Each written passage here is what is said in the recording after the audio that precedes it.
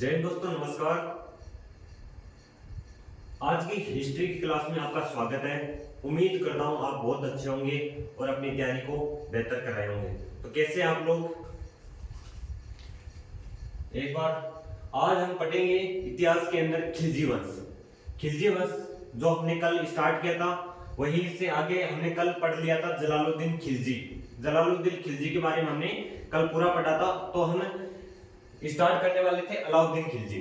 हमने कुछ अलाउद्दीन खिलजी के बारे में थोड़ा यानी उसने कैसे गद्दी हासिल की वो हमने पढ़ा था। तो आज हम अलाउद्दीन खिलजी से स्टार्ट करेंगे, ठीक है। अलाउद्दीन खिलजी जिसका शासनकाल है 1296 से लेकर 1316 तक, यानी ये कुल कितने शासन, यानी खिलजी वंश पूरा ही है 30 वर्ष का शासन।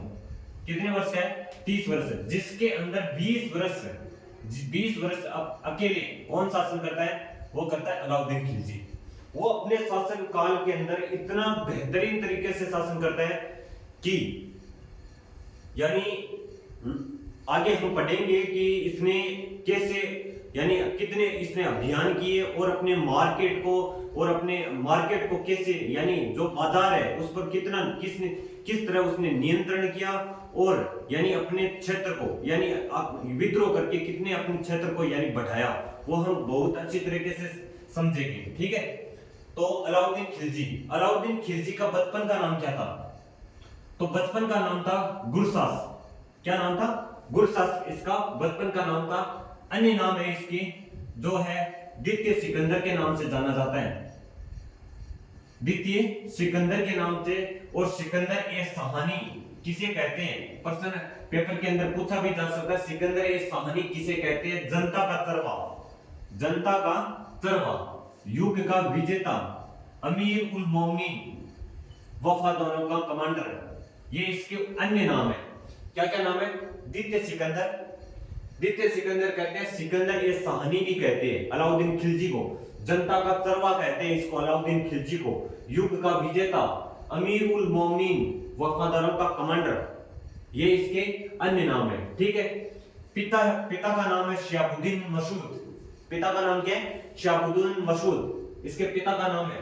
पत्नी का नाम है, जो प्रिय पत्नी थी वो थी मेहरू, जिसकी एक इसको टाइटल दे रखा था यानी मलिक ए जहां उसे भी मिलता है, यानी टाइटल उसे मिलता है। जो पत्नी तो बहुत होती है लेकिन सबसे प्रिय यानी सबसे ज्यादा प्रिय होती है उसको दिया जाता है मलिक ए जहां, ठीक है। प्रिय पत्नी थी। एक दूसरी पत्नी थी जो जलालुद्दीन खिलजी की बेटी थी, जलालुद्दीन खिलजी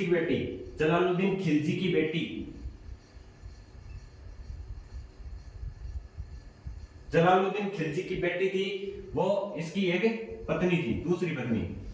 और कड़ा की जागीर, पहले अलाउद्दीन खिलजी खुद कड़ा की जागीर किसके हाथों में थी? जलालुद्दीन खिलजी के समय कड़ा की जागीर किसके हाथ में थी? तो आप कहेंगे क्योंकि जलालुद्दीन खिलजी का भतीजा है अलाउद्दीन खिलजी, इसको गद्दी दी थी, यानी कड़ा की जागीर किसने दी थी? वो जलालुद्दीन खिलजी ने अलाउद्दीन खिलजी को दी। लेकिन अलाउद्दीन खिलजी बाद में शासन करने लगता है तो कड़ा की जागीर किसको दे देता है? वो देता है बर्नी का चाचा है, बर्नी का चाचा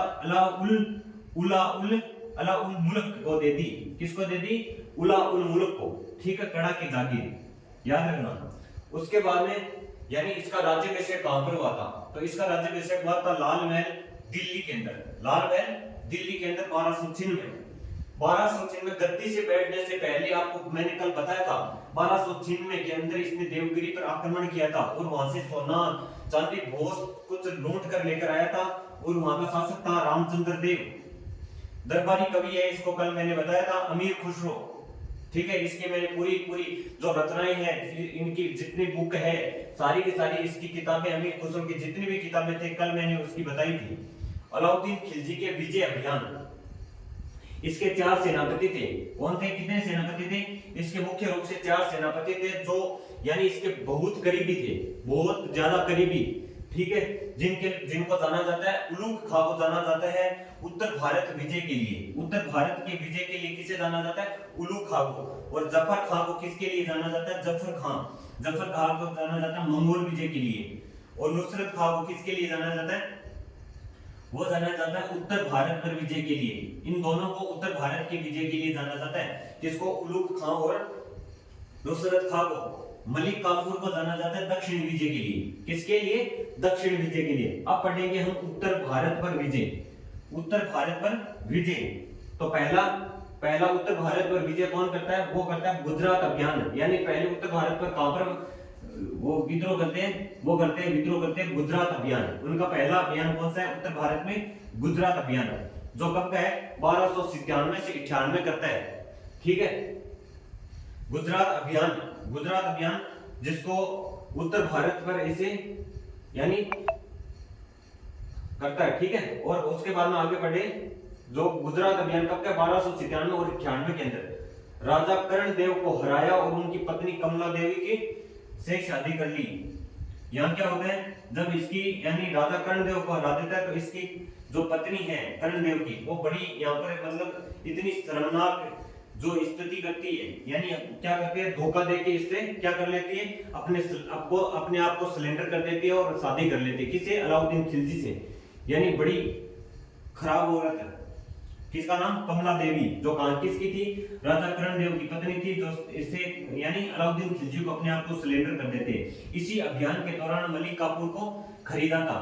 मलिक काफूर को अन्य नाम किस नाम से जाना जाता है? वो जाना जाता है 1000 दिनारी के नाम। किसके? 1000 दिनारी नाम।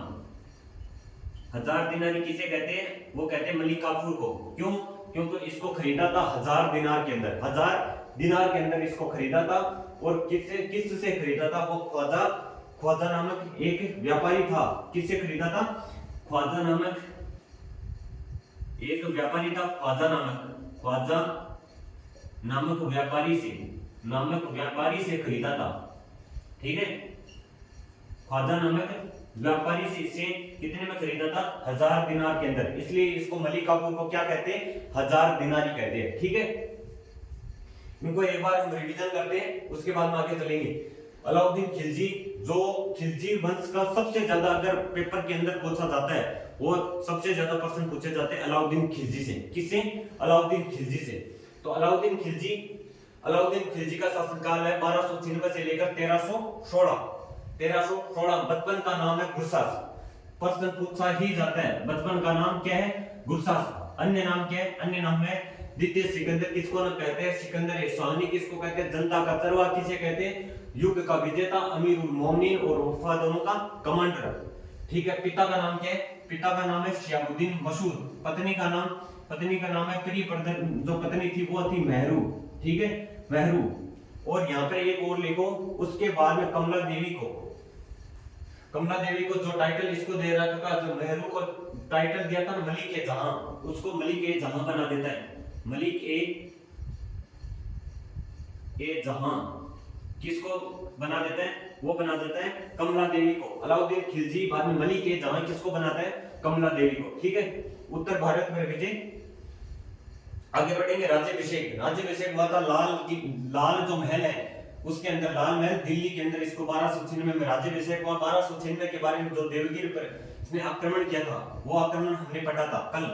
यानी उसके शासक कौन थे? रामचंद्र देव। यहाँ पर 8000 सैनिक लेकर गया था। कितने सैनिक? 8000 सैनिक। दरबारी कैवी है इसके अमीर खुसरो, जो हमने कल इसके बारे में पढ़ा था। अलाउद्दीन खिलजी के विजय अभियान है वो है 4। इसके सेनापति थे उलूग खान उत्तर भारत पर विजय, जफर खान को मंगोल विजय और नुसरत खान को उत्तर भारत पर विजय और मलिक काफूर को दक्षिण विजय। ठीक है, आगे आ जाओ। उत्तर भारत पर विजय, गुजरात अभियान 1297-98। ठीक है, और इसके बारे में है राजा कर्णदेव को हराया और उनकी पत्नी कमला देवी से शादी कर ली।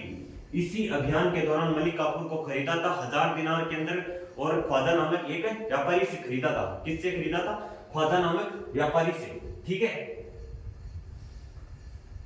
आगे 2 नंबर अगर आप यही लिखना चाहो तो 2 नंबर जो अभियान है आगे लिखवा देता हूं, इनको मिटा देता हूं। ठीक है, उसके बाद में आगे लिखेंगे। अलाउद्दीन खिलजी के बारे में इतना सब कुछ क्लियर है।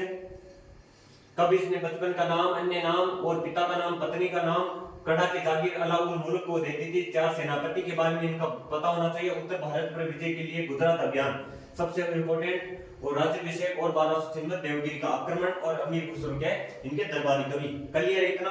आगे बढ़ते हैं। ठीक है,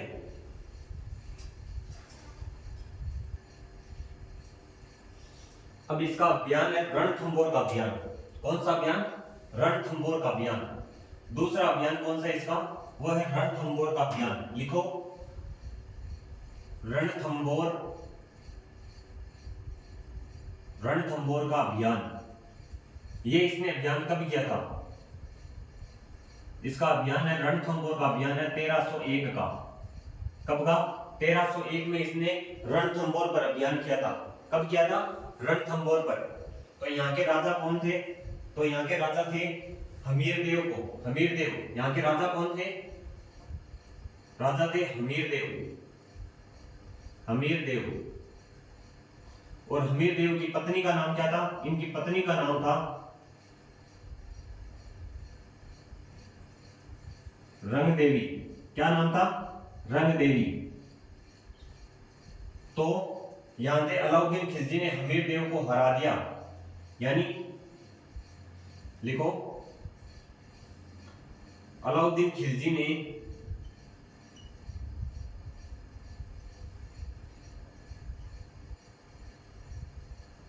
अलाउद्दीन खिलजी ने हमीरदेव को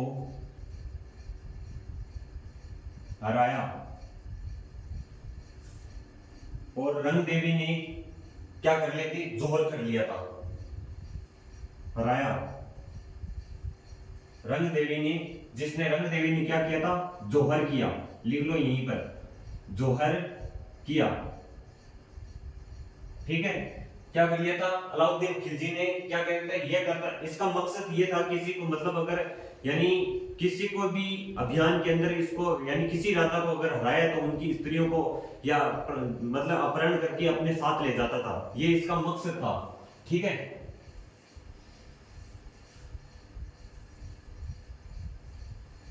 और माना जाता है कि भारतीय इतिहास का पहला भारतीय इतिहास का पहला जोहर, भारतीय इतिहास का पहला जोहर वो कौन सा था? वो था रंगदेवी का। कौन सा था? रंगदेवी। और कहीं कहीं नाम लिखा होता है रंगा देवी। ठीक है, तो रंगदेवी जोहर किया यानी अपने पति हमीरदेव की मृत्यु के यानी बाद इसमें क्या हो जाता है? उसके बाद में इसने यानी हमीरदेव को परास्त किया या उसको मृत्यु दंड दे दिया। ठीक है, राजा थे हमीरदेव, पत्नी थी रंगदेवी और इसने क्या कर लिया था? जोहर कर लिया था। ठीक है, भारतीय इतिहास का पहला जोहर कहते हैं। प्रश्न पूछ लिया जाता है यानी भारतीय इतिहास का पहला जोहर किसका है? तो रंगदेवी का। ठीक है, रणथंभौर यहीं पर इसकी क्या किसकी मृत्यु हुई थी? तो यहीं पर मृत्यु हुई थी जो वो था ना इशरत खां। कौन था? इशरत खां। इस अभियान में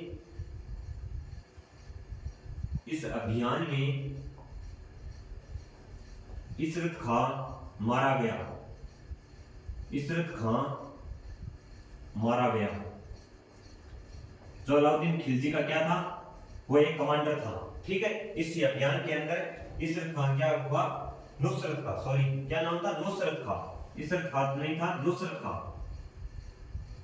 नुसरत खां मारा गया।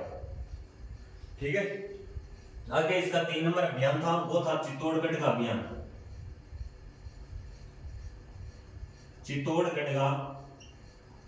चित्तौड़गढ़ पर इसने कब अभियान किया था? चित्तौड़गढ़ का अभियान कब है? 1303 का। 1303 के अंदर चित्तौड़गढ़ पर इसने आक्रमण किया था। ठीक है,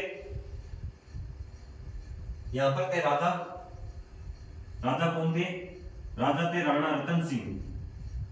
राणा रतन सिंह। और उनकी पत्नी का नाम क्या है? इनकी पत्नी का नाम है, एक का नाम है नागमती और दूसरी पत्नी का नाम है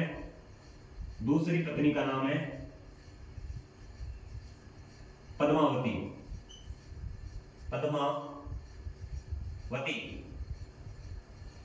कौन है?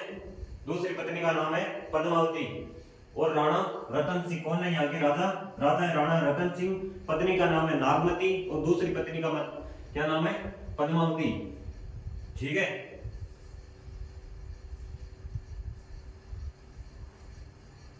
और ये कहाँ की थी? वो थी शियल प्रदेश प्रदेश की राजकुमारी, यानी श्रीलंका के अंदर पड़ता है शियल प्रदेश, शियल प्रदेश की राजकुमारी। ठीक है, शियल प्रदेश की राजकुमारी, शियल प्रदेश की राजकुमारी। ठीक है, चित्तौड़गढ़ पर अभियान कब किया? 1303 के अंदर, रणथंभौर अभियान 1301 के अंदर। ठीक है, और इन्हीं पर जो 1540 के अंदर माना जाता, 1540 के अंदर लिखी गई थी पद्मावत पुस्तक। किसने लिखी थी? वो लिखी थी मलिक मोहम्मद जायसी ने। तो यहीं पर लिख लो 1540 में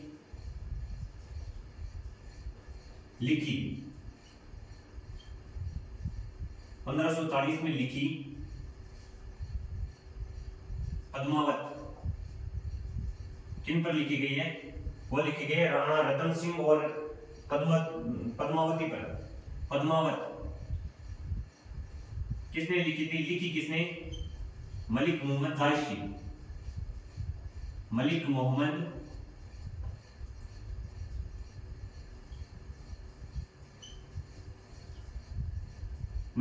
जायसी।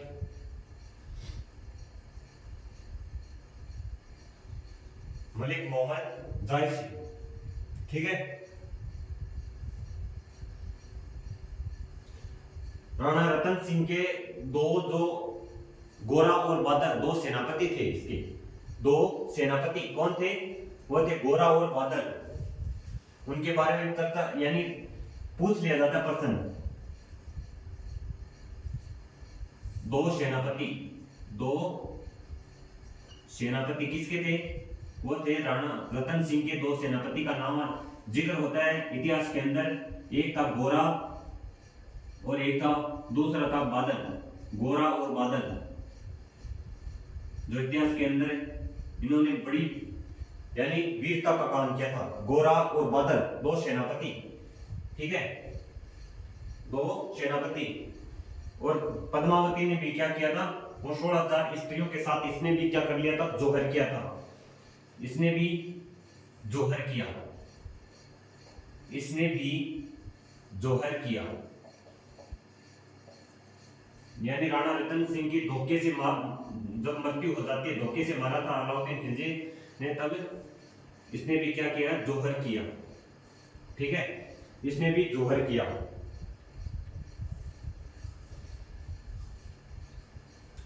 और इसने क्या कहते हैं? चित्तौड़गढ़ का नाम खिजराबाद कर दिया था, यानी अपने पुत्र खिजर खां के नाम पर, खिजर खां के नाम पर। चित्तौड़ का नाम यहां पर लिखो, चित्तौड़गढ़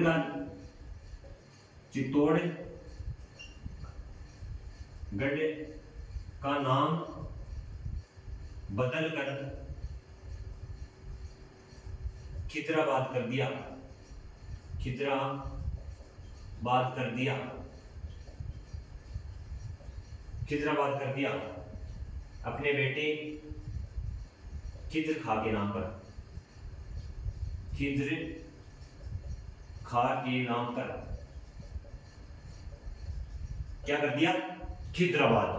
ठीक है, चित्तौड़गढ़ का नाम बदलकर खिजराबाद कर दिया था। ठीक है, किसने कर दिया था? अलाउद्दीन खिलजी ने अपने बेटे खिजर खां के नाम पर। ठीक है,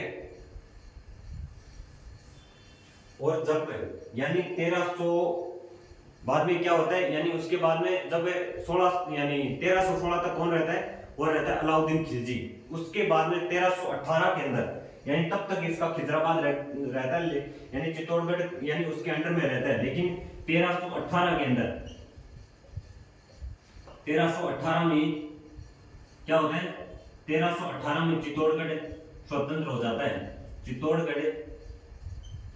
चित्तौड़गढ़ स्वतंत्र हो जाता है, स्वतंत्र हो जाता है।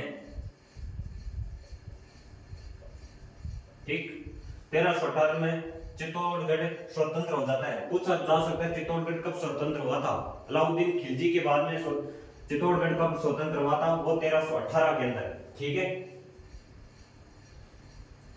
1318 के अंदर।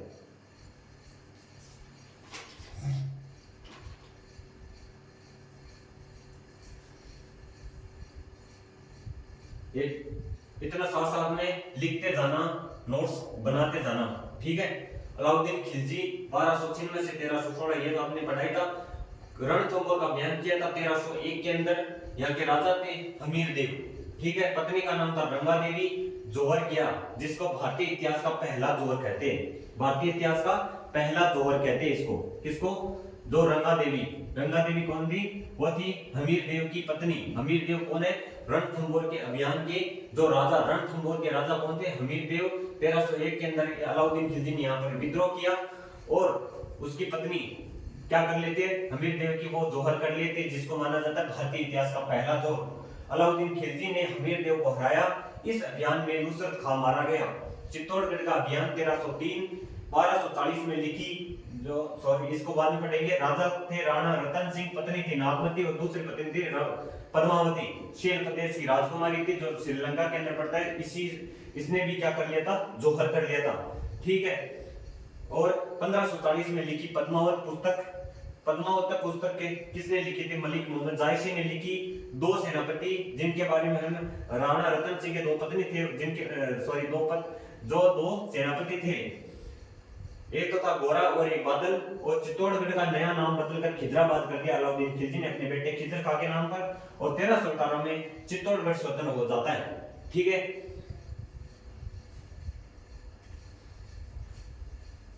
उसके बाद में हम आगे पढ़ते हैं। इसमें मालवा पर अभियान का, मालवा का अभियान यहीं पर पढ़ लेते हैं। मालवा का अभियान, मालवा का अभियान ये कब हुआ था? ये हुआ था, इसने कब किया था? 1305 के अंदर। मालवा का अभियान 1305, ठीक है। मालवा का अभियान 1305 के अंदर। इसको सिर्फ इतना लिख लो, इसमें महलक देव को हराया। महलक देव को हराया, बस इतना लिख लो। महलक देव को हराया, इतना काफी है। महलक देव को हराया। मालवा का अभियान 1305 किसको हराया था? वो महलक देव को हराया था, ठीक है।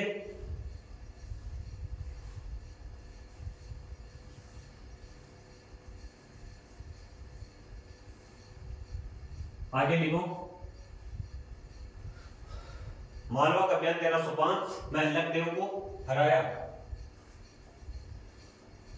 अलाउद्दीन खिलजी को कहते हैं स्थायी सेना। स्थायी सेना का गठन करने वाला पहला सुल्तान, सेना का गठन करने वाला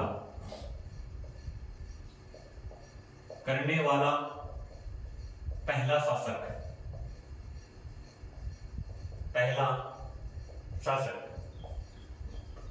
इसने क्या किया?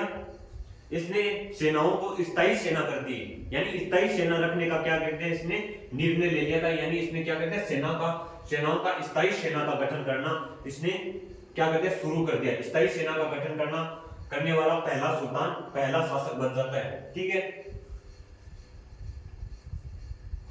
और दिल्ली सल्तनत, कौन सी? जो सल्तनत काल का, दिल्ली सल्तनत नहीं, सल्तनत काल का, सल्तनत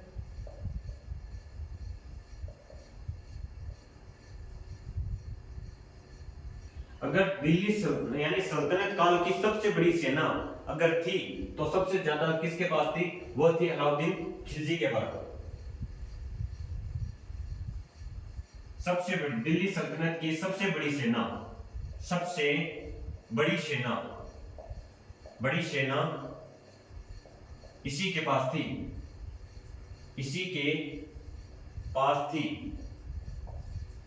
ठीक है। सल्तनत काल की सबसे बड़ी अगर सेना है तो वो किसके पास थी? वो थी अलाउद्दीन खिलजी के पास, ठीक है। सल्तनत काल की सबसे बड़ी सेना किसके पास थी? वो थी अलाउद्दीन खिलजी के पास,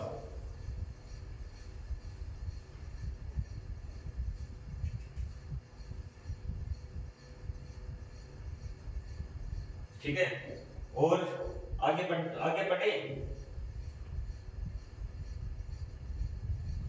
आगे लिखो, सेना भर्ती के लिए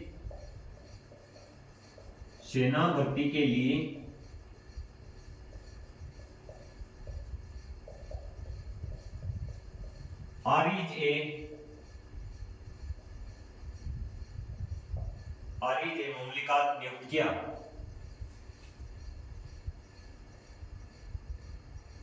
आरईजे मुमलिकात नियुक्त किया। क्या क्या नियुक्त? आरईजे मुमलिकात नियुक्त किया। ठीक है, क्या किया? आरईजे मुमलिकात नियुक्त किया। सेना भर्ती के लिए आरईजे मुमलिकात किसने नियुक्त किया था? वो किया था अलाउद्दीन खिलजी ने। सल्तनत काल की सबसे बड़ी सेना किसके पास थी? अलाउद्दीन खिलजी के पास। स्थायी सेना का गठन करने वाला पहला शासक कौन था? वो अलाउद्दीन खिलजी। और मालवा अभियान कब किया था? 1305 के अंदर महलक देव को हराया। ठीक है,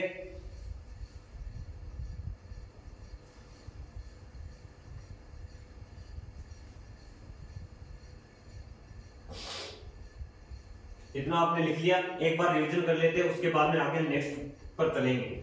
ठीक है, रणथंभौर का अभियान 1301, राजा हमीरदेव, पत्नी का नाम रंगा देवी, जौहर किया। और इतिहास का पहला, भारतीय इतिहास का पहला जोर वो कौन सा था? यही था, किसका? रंगा देवी वाला। ठीक है, अलाउद्दीन खिलजी ने हमीरदेव को हराया। इस अभियान में नसरुत खां को मारा गया। चित्तौड़गढ़ का अभियान 1303, 1215 आगे है। राजा रतन सिंह और पत्नी थी नागमती, दूसरी पत्नी थी पद्मावती, सिंध प्रदेश की राजकुमारी थी, इसने भी जौहर कर लिया। चित्तौड़ का नाम बदलकर खिजराबाद कर दिया अपने खिजर खां के नाम पर। 1358 में चित्तौड़गढ़ स्वतंत्र हो जाता है। ठीक है, यानी उसके बाद अलाउद्दीन खिलजी के बाद 1540 में लिखी पद्मावत पुस्तक किसने लिखी? मलिक मोहम्मद जायसी ने। वो दो सेनापति है, कौन? गोरा और बादल। ठीक है, एक यहां पर और लिख लो, दक्षिण अभियान के लिए, दक्षिण अभियान का अगर जो क्रेडिट जाता है वो जाता है मलिक काफूर को। ठीक है, लिख लो।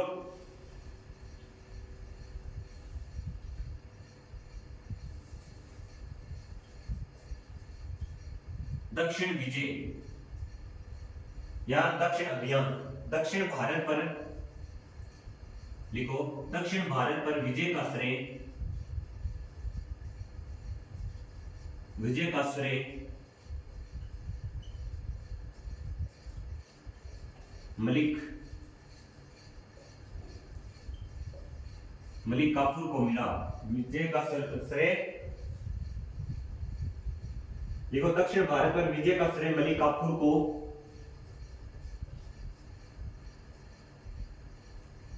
मिला। ठीक है, इतना लिख लो, दक्षिण भारत पर विजय का श्रेय मलिक काफूर को मिला। ठीक है,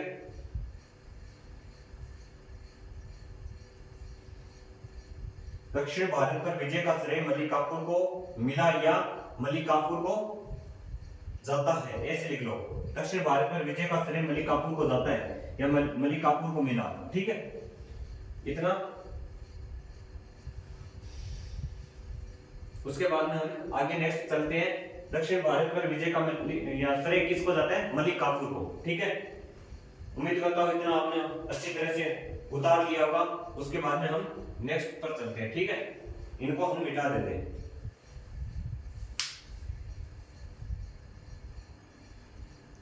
आगे लिखो, दक्षिण अभियान, दक्षिण विजय, दक्षिण के अभियान। ठीक है,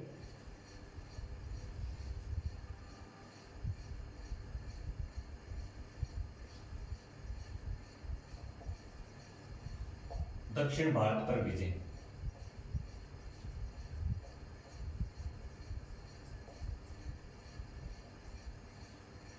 दक्षिण भारत पर विजय। तो पहला इसमें आपको कल मैंने बताया था या आज फिर बता देता हूं। पहला इसने अभियान किया था 1296 में, यानी इसने कहां पर किया था? देवगिरी पर आक्रमण। देवगिरी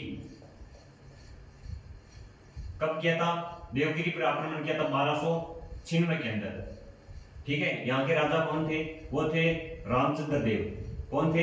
रामचंद्र देव के खिलाफ, रामचंद्र देव को हराया। लिख लेना नोट्स के अंदर साथ साथ। 2 नंबर इसका अभियान कौन सा है? पहला अभियान है देवगिरी, 1296 में रामचंद्र देव को हराया था। ठीक है, 2 नंबर क्या है? वो 2 नंबर है तेलंगाना पर। कौन सा? तेलंगाना पर। देवगिरी कहां पर पड़ता है? ये पड़ता है महाराष्ट्र के अंदर। ठीक है, महाराष्ट्र के अंदर। तेलंगाना पर इसने आक्रमण कब किया था? तेलंगाना पर आक्रमण किया था इसने 1309 के अंदर, 1309 के अंदर। यहां पर हमीर देव थे, इनको हराया, हमीर देव को हराया, हमीर देव प्रथम को हराया। ठीक है। दक्षिण भारत के अंदर इसका तीसरा अभियान कौन सा है? तो तीसरा अभियान है इसका होयसल मंदिर।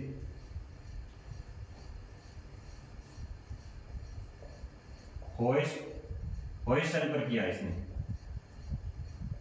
कब किया था? 1310 के अंदर। कहां पर करता है? होयसल के अंदर। होयसल पर इसने आक्रमण किया। तेलंगाना पर 1309 के अंदर आक्रमण किया। देवगिरी पर 1296 में आक्रमण किया। ठीक है। तो होयसल पर जब आक्रमण किया था तो यहां पर कौन थे? यहां पर थे वीर बल्लाल, वीर बल्लाल, वीर बल्लाल, वीर बल्लाल। ठीक है। वीर बल्लाल थे यहां पर। कौन थे? वीर बल्लाल, वीर बल्लाल, पूरा नाम है वीर बल्लाल। ठीक है। चौथा आक्रमण किसका? दक्षिण भारत का चौथा आक्रमण कौन सा है? वो है पाइया। पाइया पर किया था। इतना ये इंपॉर्टेंट नहीं है, इसको नहीं लिखना। अगर लिखना चाहो तो लिख लो। पाइया पर, पाइया पर 1311 के अंदर आक्रमण किया था। कब किया था? 1311 के अंदर। ठीक है। यहां पर कौन थे? यहां पर थे सुंदर और वीर पांड्या। कौन थे? यहां पर थे सुंदर और वीर पांड्या। सुंदर और वीर पांड्या यहां पर थे।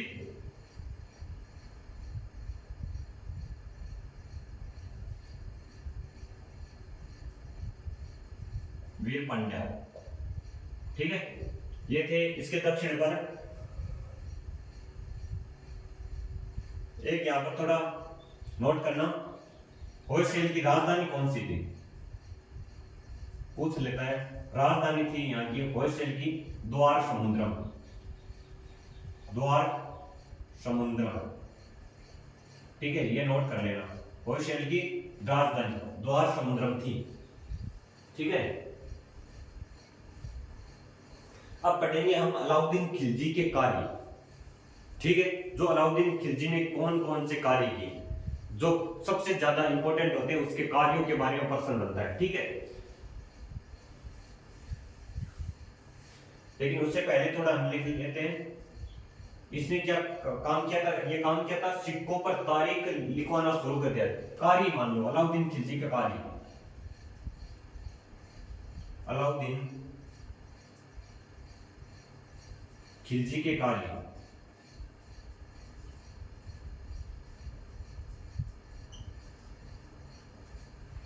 सबसे इंपॉर्टेंट अगर पूछा जाता है तो अलाउद्दीन खिलजी के कार्य। ठीक है। तो पहला आता है इसकी सार्वजनिक वितरण प्रणाली।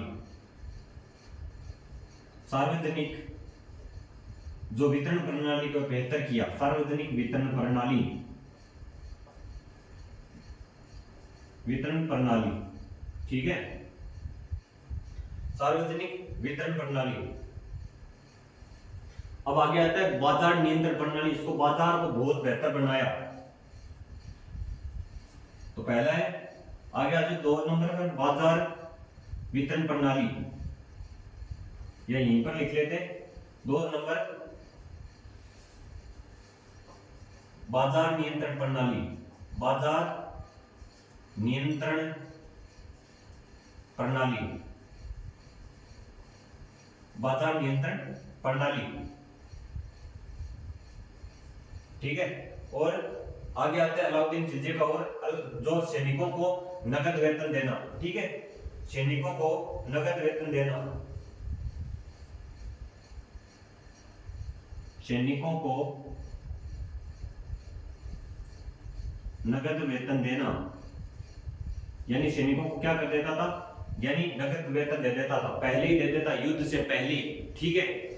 सैनिकों को युद्ध से पहले, यानी अगर अगले वाला यानी कम से कम यानी माना जाता है कि 6 महीने पहले, यानी अगले 6 महीनों का जो इसकी जो वेतन था वो वेतन पहले ही दे देता था। ठीक है। 4 नंबर पर आ जाए, एकता प्रथा खत्म कर दी। जो एकता दी जाती थी ना इस समय के समय, जो एकता प्रथा यानी भूमि का टुकड़ा, लेकिन वो इसने क्या कर दिया, बंद कर दिया, और उसकी जगह सैनिकों को क्या देना, नगद वेतन देना। एकता प्रथा खत्म करी, एकता प्रथा को खत्म किया। ठीक है। और उसकी जगह सैनिकों को नगद वेतन देना शुरू कर दिया था।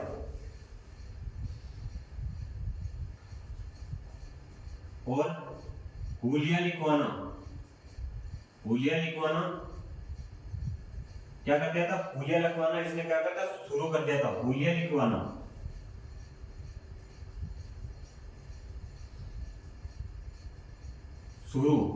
हुलिया लिखवाना शुरू किया। 6 नंबर पर दो घोड़ा दागने की प्रथा, घोड़ा दागने की प्रथा शुरू हो, इसी ने की थी। यानी घोड़ों को क्या कर देता था, यानी इसने ऐसी प्रणाली चलाई कि ऐसे मतलब घोड़े तैयार करना जिनको सिर्फ युद्ध के अंदर काम लिया जाए, और अन्य माल ढोने के लिए या किसी वजन को उठाने के लिए उसको यानी ना उपयोग किया जाए। इसलिए घोड़ों, उन बढ़िया घोड़ों को छांट कर, यानी अच्छे घोड़ों को छांट कर उन पर क्या कर देता था, निशान लगा देता था कि यही घोड़े सिर्फ युद्ध के अंदर काम आने वाले हैं, इनको सिर्फ युद्ध में काम लेंगे। तो उसने क्या कर दिया था, घोड़े दागने की प्रथा शुरू कर दी थी। ठीक है।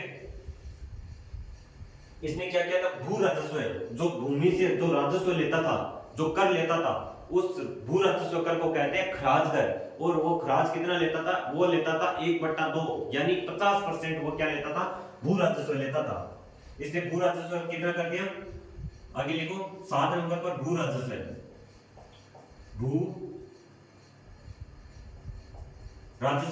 जिसको क्या कहते हैं, खराज कहते हैं। खराज कर किसको कहते हैं, भू राजस्व को खराज कर। इसने क्या कर दिया था, भू राजस्व को 50% कर दिया, यानी 1/2 कर दिया। यानी अगर तुम्हारे 10 बोरी धान होता है तो उसमें से 5 बोरी धान राज्य को अंदर आने चाहिए, राज्य को मिलनी चाहिए। 8 नंबर, एक करता इसका घुसकर लूट,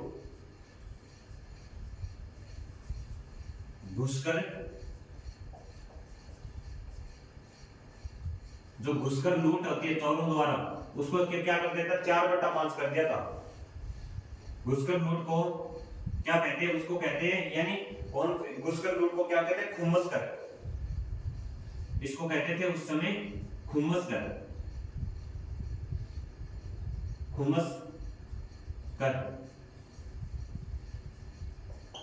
4/5 किया। यानी अगर तुम लूट करते हो कोई, तो उस लूट का 4/5, यानी अगर तुमने 100 तोला कहीं से तुमने सोना चुराया है तो उसका 4/5, यानी 25 चौका, यानी उसने 20 चौका 80% किसको आएगा, वो आएगा राज्य को, यानी राज्य को आएगा। ठीक है। यानी अगर तूने 100 तोला किए, यानी कहीं पर चोरी किए, लूट किए, तो उसका 4/5 कितना होता है, वो 4/5 होता है 80 तोला सोना तुम्हें राज्य को देना पड़ेगा, यानी राजा को देना पड़ेगा। ठीक है। यह था इसका खुम्मस कर, यानी घुसकर लूट। अब आ जाओ आगे 9 नंबर पर। 9 नंबर क्या था, 9 नंबर था सिक्कों पर तारीख लिखवाना शुरू कर दिया। क्या कर दिया, सिक्कों पर तारीख लिखवाना शुरू कर दिया। तारीख लिखवाना शुरू किया। क्या किया, तारीख लिखवाना क्या कर दिया, शुरू किया। और भूमि माप पर और क्या किया था इसने, भूमि माप पर विश्व यानी विश्व लिखवाना शुरू किया था। ठीक है, भूमि माप पर विश्व की शुरुआत, विश्व की शुरुआत किसी ने की थी। किसकी शुरुआत, विश्व की शुरुआत। ठीक है,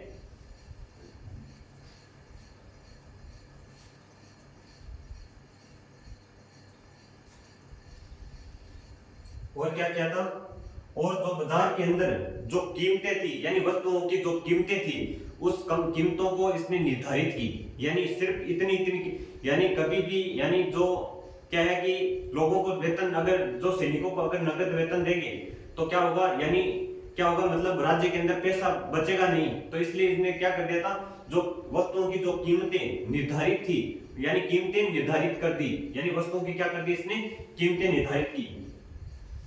सभी वस्तुओं की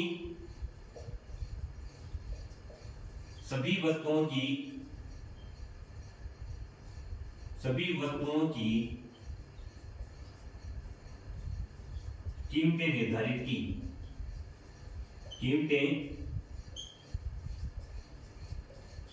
की, ठीक है, क्लियर है। सभी वस्तुओं की क्या कर दी इसने, कीमतें निर्धारित कर दी।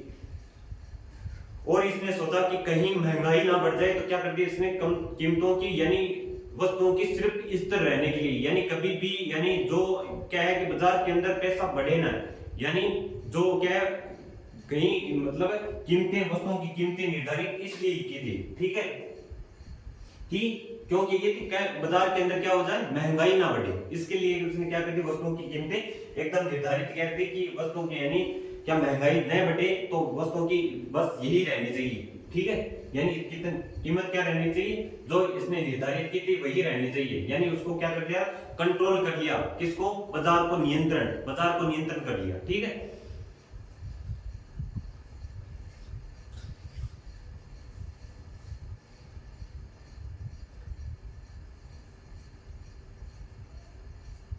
तो इनको एक बार हम रिवीजन कर लेते हैं। दक्षिण भारत पर विजय, तो एक पर पहले देवगिरी पर 1296 में रामचंद्र देव को हराया था, तेलंगाना के अंदर 1309 के अंदर किया था, हमीर देव को फर्स्ट को हराया, और होयसर पर 1310 के अंदर वीर बल्लाल को हराया, और पाइया 1311 सुंदर और पांड्या थे, और होयसर की राजधानी थी द्वार समुद्रम। अलाउद्दीन खिलजी के कार्य सार्वजनिक वितरण प्रणाली, ठीक है, सार्वजनिक वितरण प्रणाली, बाजार नियंत्रण प्रणाली, सैनिकों को नकद वेतन देना, इक्का प्रथा को खत्म करना और हुलिया लिखवाना, घोड़े दागने की प्रथा शुरू कर दी, भू राजस्व खराज कर को 50% कर दिया, जो घुसकर लूट है हुमस कर उसको 4/5 कर दिया, सिक्कों पर तारीख लिखवाना शुरू कर दी, भूमि माप पर विश्व की शुरुआत करी, और सभी वस्तुओं की कीमतें क्या कर दी इसने, निर्धारित कर दी। अब पढ़ेंगे इसके कुछ जो विभाग बनाए थे, उसने क्या बनाए थे, कुछ जो इसने विभाग बनाए, क्या बनाए थे, विभाग, जो विभाग बनाए थे उस विभाग को पढ़ेंगे, कुछ विभाग इनको पढ़ेंगे। ठीक है, तो कौन सा इसने विभाग बनाया था, ठीक है, वो पढ़ेंगे।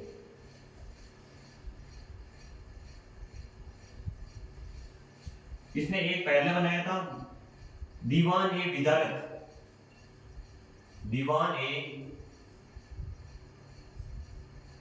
विजारत, क्या होता था दीवान ए विजारत, यह होता था वित्त विभाग, जो वर्तमान में हमारा होता है ना वित्त मंत्रालय, वित्त विभाग, उसी तरह उस टाइम क्या कहते थे उसको, दीवान ए विजारत, वित्त विभाग।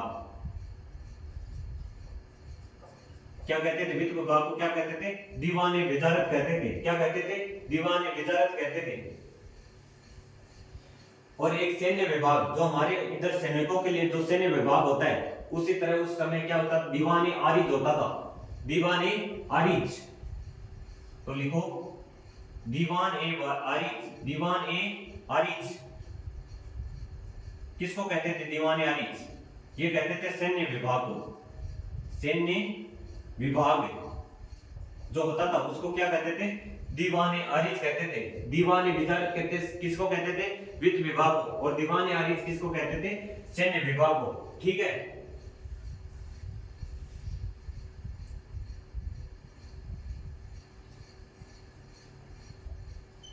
आगे लिखो। दीवाने रजालत या कौन सा था? दीवाने जो विदेश विभाग था उसका कौन सा था? दीवाने विदेश विभाग के लिए कौन सा बनाया गया था? इसने बनाया था दीवाने, ऐसा ही नाम था, दीवाने विजारत नहीं, ये नहीं था, दीवाने रसालत। हाँ, दीवाने रजालत। दीवाने रजालत किसके लिए बनाया था? ये विदेश विभाग के लिए, जो विदेश विभाग था, विदेश विभाग। ठीक है, इसमें ये क्या थे? कुछ विभाग थे। दीवाने विजारत वित्त विभाग के लिए, दीवाने आरिज सैन्य विभाग के लिए, दीवाने रजालत विदेश विभाग। ठीक है, ये इसमें कुछ विभाग बनाए थे। ठीक है, दीवाने विजारत किसे कहते हैं? वित्त विभाग को। दीवाने आरिज किसे कहते हैं? सैन्य विभाग को। दीवाने रजालत किसे कहते थे? विदेश विभाग को। ठीक है,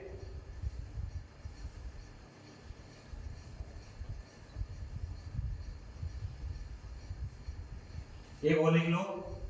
बाजार नियंत्रण के लिए दीवाने रसालत, दीवाने रसालत। बाजार नियंत्रण को क्या कहते थे? बाजार नियंत्रण, नियंत्रण को कहते थे दीवाने रसालत। ठीक है, दीवाने रसालत।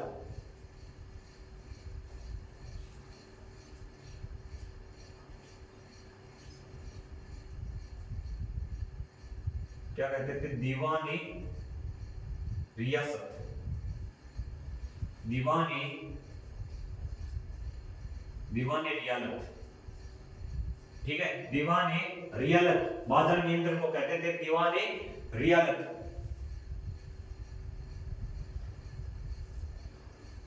आगे क्या शुरू करें?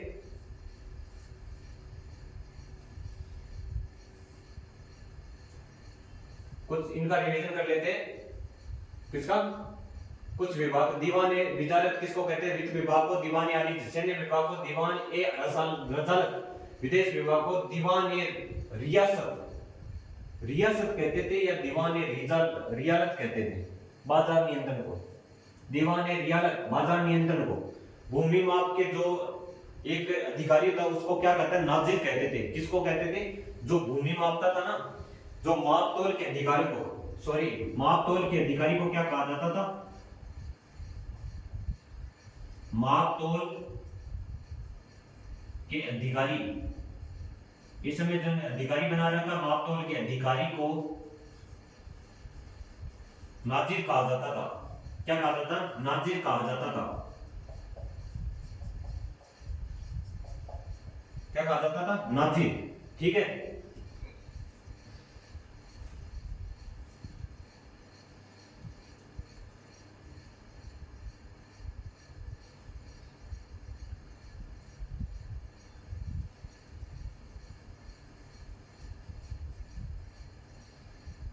जो इसके भेदी होते थे, भेदियों को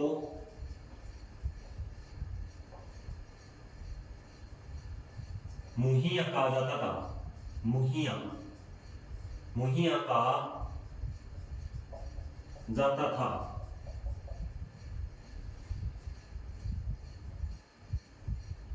ठीक है, भेदियों, जो इसके भेदी होते थे ना, जो भेदी छोड़ रखे थे, उस भेदियों को क्या कहा जाता? मुहिया, मुहिया कहा जाता था। ठीक है, मुहिया कहा जाता था। और इसके गुप्तचर होते थे, उसको क्या कहते थे? ब्रीद। गुप्तचरों को, चरों को ब्रीद कहा जाता था। ब्रीद कहा जाता था।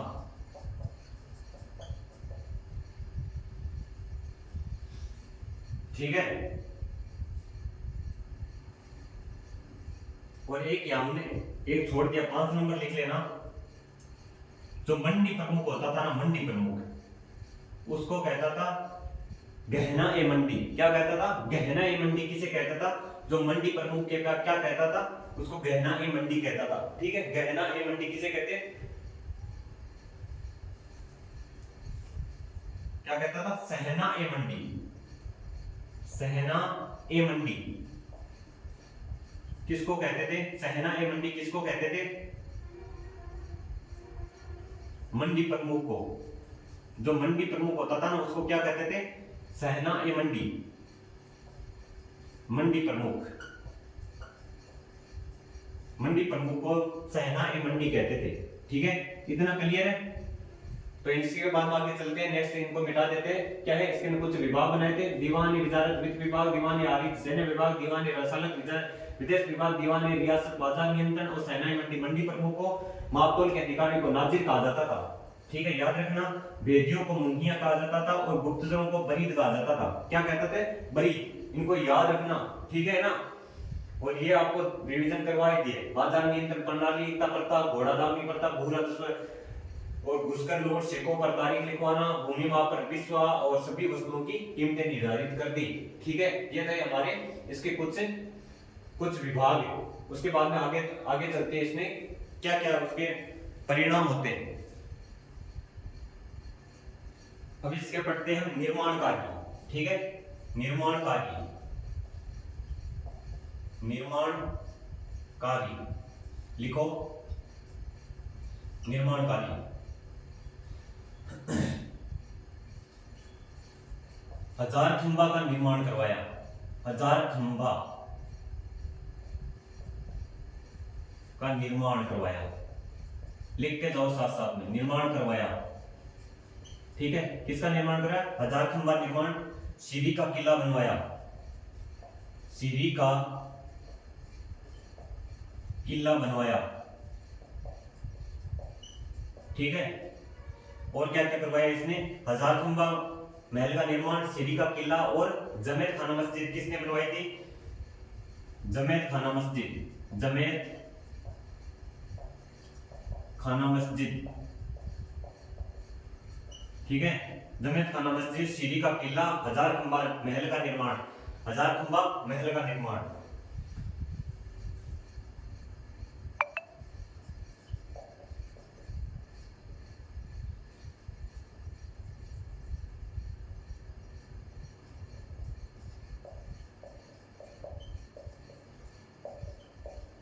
ठीक है, हजार खंबा महल का निर्माण करवाया। और हौज खास किसने बनवाया? हौज खास बनवाया। किसने बनवाया? अलाउद्दीन खिलजी ने। किसने? अलाउद्दीन खिलजी। खिलजी वंश पढ़ रहे हैं, अलाउद्दीन खिलजी। हौज खास किसने बनवाया? अलाउद्दीन खिलजी ने। और अलाई दरवाजा किसने बनाया था? अलाई दरवाजा, अलाई दरवाजा। ठीक है, अलाई दरवाजा।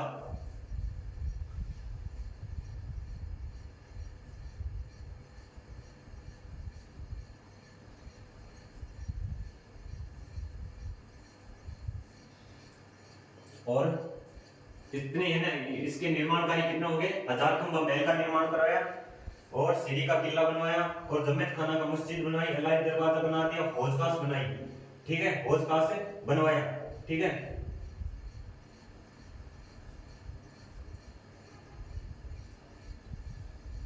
अब जाता अलाउद्दीन खिलजी की मृत्यु, या कुछ लिख लो। इसने शराब और यानी इसके निर्माण कार्य के शराब पर इसने रोक लगाई थी ना, वो लिख लेना। शराब और मादक पदार्थों पर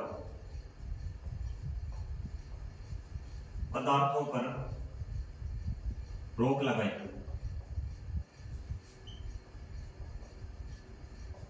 ये कहीं पर नोट कर लेना। ठीक है, इसी के समय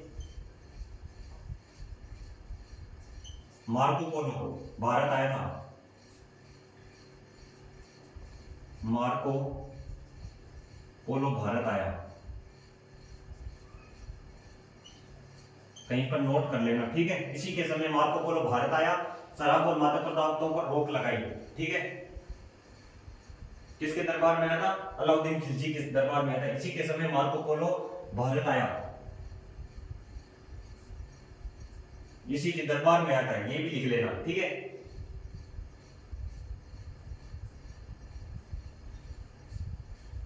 लिख लो, अलाउद्दीन खिलजी की मृत्यु,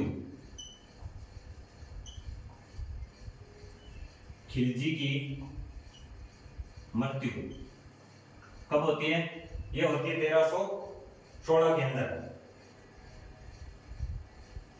1316 में जलोदर रोग से, ठीक है। अलाउद्दीन खिलजी के बाद जो मलिक काफूर है वो 36 दिनों के लिए शासक गद्दी पर बैठा। मलिक काफूर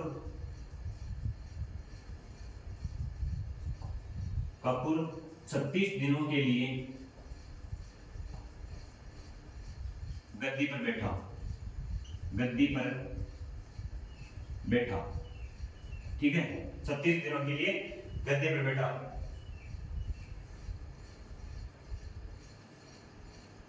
फिर आता है मुबारक शाह खिलजी। कौन आता है? मुबारक शाह खिलजी, 1316 से 1320, ठीक है। लिख लो, मलिक काफूर, मुबारक शाह,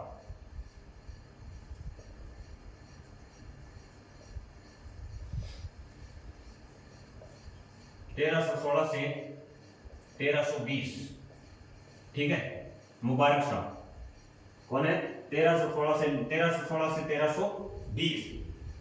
अलाउद्दीन खिलजी के बारे में सब कुछ हो गया ना क्लियर।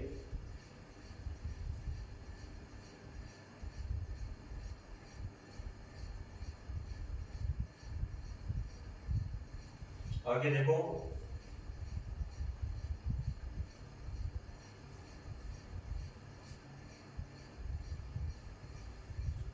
अब क्या होता है आगे देखो। हमने मुबारक शाह खिलजी, ये क्या है? इसकी एक कमी थी, ये जो क्या करता था, इतना पागल बादशाह कहते हैं इसको, पागल था ये। इसको क्यों पागल था?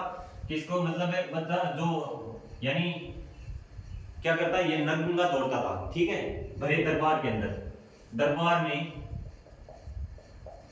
नंगा दौड़ता था, नंगा दौड़ता था। इसकी मृत्यु का कारण, मृत्यु का कारण मुबारक हसन था, ठीक है। इसकी मृत्यु का कारण मुबारक हसन था, ठीक है। मुबारक हसन था। मुबारक शाह 1316 से 1320 दरबार में नंगा दौड़ता था, इसकी मृत्यु का कारण मुबारक हसन था। इतना ही है कंप्लीट। और उसके बाद कोई रहता है